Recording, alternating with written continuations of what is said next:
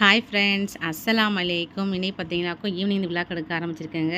ஆமாங்க, நம்ம வீட்டில் உளுந்த வடை தான் செய்ய போகிறோம். பசங்கள் வந்து சாயந்தரம் ஈவினிங் கூட ஏதாவது செஞ்சுதாங்கன்னு கேட்டுட்டு இருந்தாங்களா, நான் நீ தோசை போட்டுருந்தேன். தோசை மாவு ஆட்டும் போதே நான் வந்து கொஞ்சம் உளுந்த எக்ஸ்ட்ரா போட்டு ஆட்டி எடுத்து வச்சுக்கிட்டேன். இப்போ உளுந்த வடையத்தை ரெடி பண்ணிக்கிட்டு இருக்கோம்.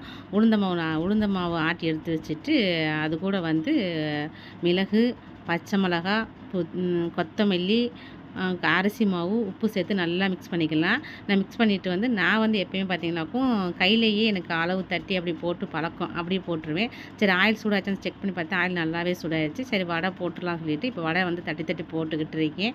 நீங்கள் பார்த்தீங்கன்னாக்கும் நம்ம கரண்டி இருக்குது பார்த்தீங்கன்னா, கருண்டி, அதை வந்து தண்ணியில் முக்கி அது மேலே வந்து மாவு வச்சு அச்சு வச்சு போட்டால் கூட சூப்பராக வடை வரும். சூப்பராக வடை வந்துருச்சுங்க.